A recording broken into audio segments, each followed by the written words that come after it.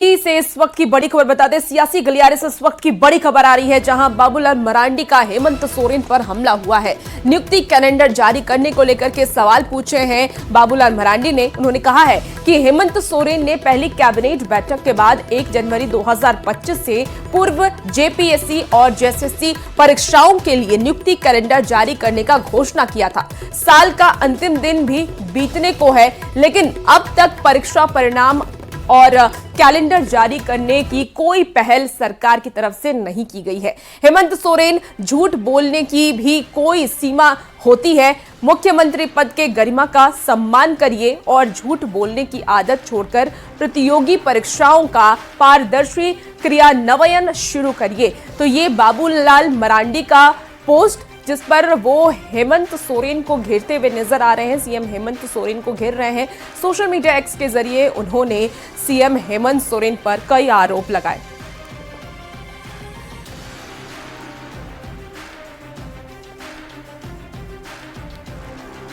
तो बाबूलाल मरांडी के पोस्ट के बाद अब सियासत तेज हो गई है। जेएमएम ने हमला बोलते हुए कहा कि बाबूलाल मरांडी को फूका हुआ कारतूस कहा, तो वहीं कांग्रेस ने बाबूलाल मरांडी को एक्सपायरी टैबलेट बताया, जिस पर बीजेपी ने भी पलटवार करते हुए कहा कि जेएमएम कांग्रेस के लोगों में संस्कार नहीं है। तो अब जब बाबूलाल मरांडी ने आरोप लगाया है परीक्षा को लेकर के सीएम हेमंत सोरेन पर, तो अब इस पर सियासत भी तेज हो गई है, जहां जेएमएम ने बाबूलाल मरांडी पर हमला बोलते हुए उन्हें फूका हुआ कारतूस कहा, तो कांग्रेस ने एक्सपायरी टैबलेट करार दिया। बेचैन क्यों हो जाते हैं बाबूलाल जी? कोई काम अब बचा नहीं है उनके पास। पार्टी में भी अब हाशिए पर जाने की तैयारी है, तो सिर्फ ट्वीट करना बेबुनियाद बातों पर, अरे ये आदत छोड़ देनी चाहिए बाबूलाल जी को। तो उनको आभास है कि हम अब कहीं हो सकता है मिजोरम मणिपुर टाइप के राज्य का राज्यपाल बना दिए जाएं, इस तरह का भी आभास उनको हो सकता है। एक राज्यपाल आ रहे हैं, दूसरे को राज्यपाल बनाने की तैयारी हो, तो पूरी तरह से वो अपने आप को एक फूंका हुआ कारतूस खुद समझ बैठे हैं। भाई, इनमें संस्कार तो है नहीं। संस्कार क्या कहता है भाई कि अपने से बड़ों को आदर करना चाहिए। बाबूलाल मरांडी जी वो आदर करने के बजाय ये लोग उनके निरादर का भाव रखते हैं, ये उचित नहीं है। बाबूलाल मरांडी भारतीय जनता पार्टी के प्रदेश अध्यक्ष हैं, मान सम्मान उनका है। अब हमें लगता है कि एक्सपायरी टैबलेट है, और एक्सपायरी टैबलेट जब तक पैक में है तो भी काम नहीं करता, और पैक के बाहर आने के बाद भी काम नहीं करता। तो बाबूलाल जी क्या बोलते हैं? बाबूलाल जी ने तो कभी यह भी कहा था कि हम कुतुब मीनार से कूद जाएंगे, भाजपा में नहीं जाएंगे। लेकिन बाबूलाल जी अंतोगत्वा भाजपा के गोद में जाकर के बैठ गए। तमाम जो आंदोलन हुए थे भारतीय जनता पार्टी उस वक्त के तत्कालीन मुख्यमंत्री रघुवर दास जी के खिलाफ, तमाम आंदोलनों को बाबूलाल जी ने बेचने का काम किया। तो जो बेच करके, आंदोलन बेच करके भारतीय जनता पार्टी का प्रदेश अध्यक्ष बना हो, उसके कहने पर कितनी प्रतिक्रिया दी जा सकती है? हमें लगता है कि अब बाबूलाल जी की छुट्टी तय है। और इस वक्त ज्यादा जानकारी के साथ न्यूज 18 संवाददाता ओम प्रकाश हमारे साथ इस वक्त लाइव जुड़ चुके हैं। ओम प्रकाश, देखिए, अब प्रतियोगी परीक्षा को लेकर के सियासत झारखंड में तेज हो गई है। बाबूलाल मरांडी ने एक बड़ा आरोप सीएम हेमंत सोरेन पर लगाया है, तो ऐसे में अब सियासी बयानबाजी भी कहीं ना कहीं शुरू हो गई है। जेएमएम ने बाबूलाल मरांडी को फूका हुआ कारतूस कह दिया है। जी बिल्कुल, अगर बात की जाए तो जेएसएससी और जेपीएससी दोनों मुद्दों को लेकर बीजेपी लगातार वर्तमान सरकार को घेरती रही है, चाहे वो पूर्व की सरकार की बात की जाए हेमंत सोरेन की, या फिर वर्तमान की।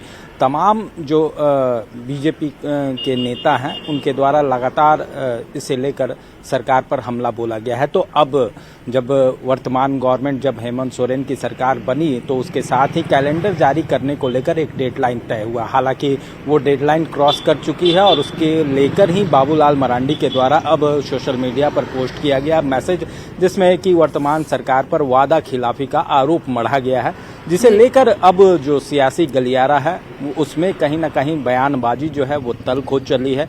जेएमएम की तरफ से बात की जाए या फिर कांग्रेस की तरफ से, दोनों के तरफ से अगर कहा जाए तो बाबूलाल मरांडी के खिलाफ जो टिप्पणी है वो आपत्तिजनक अगर कहा जाए तो जिस तरह से फूंका हुआ कारतूस या फिर दूसरी तरफ एक्सपायरी टैबलेट टाइप की संज्ञा दी गई है, तो वहीं दूसरी तरफ बीजेपी भी इस मुद्दे को लेकर कहीं ना कहीं वर्तमान जो सत्ताधारी दल के लोग हैं उनके ऊपर हमला कर रही है और उनका कहना है कि संस्कार का अभाव है जिस वजह से इस तरह के बयानबाजी जो हैं वो किए जा रहे हैं। तमाम अब बातें हैं। अब बीजेपी इस मुद्दे को लेकर उनका भी कहना है कि सरकार के तरफ से जो वायदे किए गए थे उनको इम्प्लीमेंट करना ज़रूरी है और इसे लेकर ही ये कहीं ना कहीं मैसेज जो है वो जारी किया गया था। लेकिन अब जिस तरह से इस तरह की ओछी राजनीति करते हुए इस तरह की बयानबाजी किया गया है तो बीजेपी अब इसे लेकर आने वाले समय में एक बड़ा कहा जा सकता है कि हमला जो है वर्तमान सरकार पर भी कर सकती है।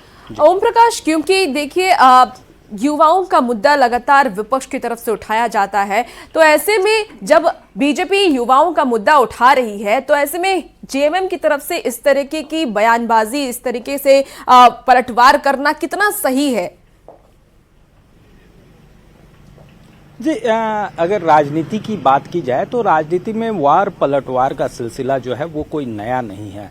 जब भी विपक्ष अगर किसी मुद्दे को लेकर सत्ता पक्ष पर हावी होता है तो सत्ता पक्ष कहीं ना कहीं उसकी काट को काटने के लिए अपनी तरफ से किसी तरह का बयान जारी कर देती है ताकि वो मुद्दा जो है वो दब जाए और कहीं ना कहीं ये राजनीति जो है उन मुद्दों को दबाने के लिए हो सकता है कि इस तरह की देखना होगा कि आने वाले वक्त में इसे लेकर के और क्या सियासत होती है। बहुत शुक्रिया ओम प्रकाश तमाम जानकारी के लिए। खबरों में आगे बढ़ेंगे। राजधानी रांची की कानून व्यवस्था को लेकर के बीजेपी ने पुलिस प्रशासन के साथ राज्य सरकार पर जमकर निशाना साधा है। कहा कि पुलिस के आला अधिकारियों पर सरकार की नहीं चलती या फिर ऐसा लगता है कि डीजीपी का निर्देश का पालन नीचे के अधिकारी नहीं करते, तो कांग्रेस ने बीजेपी पर पलटवार किया है। गृह विभाग माननीय मुख्यमंत्री जी के पास है और उसके बाद यहाँ मुख्यमंत्री से लेकर डीजीपी से लेकर चीफ सेक्रेटरी सारे अधिकारी यहीं रहते हैं। जब इनके राज में दिन दहाड़े मोराबादी मैदान में गोली चल जाती है, अभी मेडका में वो भर्ती है, क्रिटिकल पोजीशन में है, तो मैं कहूँगा कि यहाँ तो दिन दहाड़े सारी चीजें रोज चैन छीनते हैं, रोज मीटिंगें होता है, रोज आदेश देते हैं। तो भाई डीजीपी का आदेश इसका मतलब नीचे वाले नहीं मान रहे हैं, ये तो स्थिति है यहाँ। नहीं, देखिए ये बिल्कुल एक गंभीर विषय है और यह विषय राजनीति के लिए नहीं है, बल्कि यह विषय है राज्य की जनता की सुरक्षा का। और चूंकि भारतीय जनता पार्टी इस राज्य में विपक्ष की भूमिका निभा रही है, तो सिर्फ बयान दे करके भारतीय जनता पार्टी अपने राजनीतिक इससे हटने का काम ना करे और प्रशासन पूरी तत्परता के साथ अपराध को रोकने में, अपराध को कम करने की दिशा में सकारात्मक रूप से काम करे, पहल करे।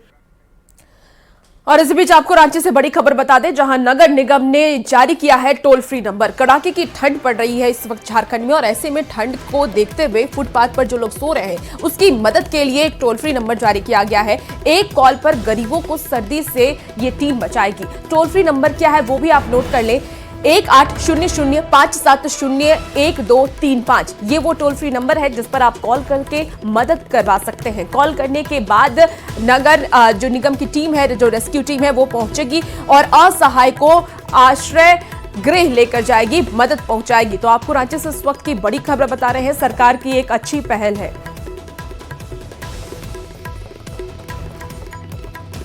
रांची में बढ़ती ठंड में सड़कों पर रात गुजार रहे लोगों के लिए आश्रय गृह किसी सौगात से कम नहीं है। राजधानी रांची के आश्रय गृह में व्यवस्था कैसी है, इसका जायजा लिया है न्यूज़ 18 संवाददाता ओम प्रकाश ने। ठंड का मौसम है और शीत लहर का प्रकोप है। ऐसे में आश्रय गृहों में आने वालों की संख्या में भी लगातार इजाफा हो रहा है। खासतौर से अगर बात की जाए तो आश्रय गृहों का इंतजाम कैसा है और क्या कुछ व्यवस्थाएं यहाँ पर, वो हम आपको दिखाने की कोशिश कर रहे हैं। इस वक्त हम खाटगड़ा स्थित आश्रय गृह में मौजूद हैं और देखते हैं यहाँ पर कितने लोग हैं और क्या कुछ व्यवस्थाएं यहाँ लोगों को दी जाती है। महिला और पुरुष दोनों के लिए अलग अलग जो यहाँ पर व्यवस्था है वो की गई है। हमारे साथ इस वक्त जो यहाँ के केयर टेकर हैं जयंती, वो मौजूद हैं। क्या क्या कुछ है यहाँ पर जो लोग आ रहे हैं? अभी कितने लोग हैं? अभी प्रेजेंट में हैं 2 लोग हैं। 2 लोग हैं। Yes, sir। रात में आ जाते हैं? हाँ, रात में फुल हो जाता है बेड। मतलब कुछ लोगों को रिटर्न भी करना पड़ता है? नहीं सर, नहीं, रिटर्न करना नहीं पड़ता है। आश्रय गृह बने हुए हैं, एक महिला का है और दूसरी तरफ हमारे वो हम दिखाने की कोशिश करेंगे वो पुरुषों का है, जहाँ पर महिला और पुरुष को अलग अलग रखने की व्यवस्था है। यहाँ पर कंबल, बेड सहित तमाम चीज़ें जो हैं वो लोगों को मुहैया कराई जाती है, ताकि लोग जो है वो यहाँ पर रात गुजार सकें। और आते हैं, बाहर से भी आते हैं, जो रांची में जिन्हें इलाज कराना होता है, ख़ासतौर से जो आर्थिक रूप से कमज़ोर लोग हैं और या फिर जो फुटपाथों पर रहकर गुजर बसर करते हैं, उनके लिए कहीं ना कहीं ये आश्रय स्थल जो हैं वो कहा जाए तो उनके लिए एक बड़ा आशीर्वाद कहें या फिर सरकार की तरफ से दी गई योजना का लाभ कहें, वो फलस्वरूप मिल रही है और इससे लोग कहीं ना कहीं लाभान्वित हो रहे हैं। ज़रूरी है यहाँ की व्यवस्थाओं को सुदृढ़ करने की, ताकि ऐसे जो लोग हैं जो फुटपाथ पर गुजर बसर करते हैं उन्हें एक बेहतर व्यवस्था मिल सके। कैमरा पर्सन संजीव तिवारी के साथ ओम प्रकाश, न्यूज़ 18 रांची। और इसी बीच आपको मौसम से जुड़ी हुई भी आपको बड़ी खबर बताते हैं, जहां झारखंड में पड़ रही है कड़ाके की ठंड, तो पहाड़ों में हुई बर्फबारी का असर भी लगातार दिख रहा है। रांची सहित राज्य भर का जो पारा है वो गिरा है। रांची का तापमान 8.6 डिग्री सेल्सियस पहुंच गया है। मौसम विभाग के मुताबिक आने वाले वक्त में और भी ठंड बढ़ सकती है। ठंड की वजह से ब्रेन स्ट्रोक की भी समस्या बढ़ सकती है, इसीलिए सावधानी बरतने की जो अपील है वो स्वास्थ्य विभाग की तरफ से की गई है, मौसम विभाग की तरफ से की गई है। आने वाले वक्त में झारखंड में और भी ज्यादा ठंड बढ़ सकती है। इस वक्त रांची के तापमान की अगर हम बात कर ले तो 8.6 डिग्री सेल्सियस रांची का तापमान मौसम विभाग की तरफ से आंका गया है और आने वाले वक्त में ठंड को लेकर के अलर्ट भी मौसम विभाग ने जारी कर दिया है।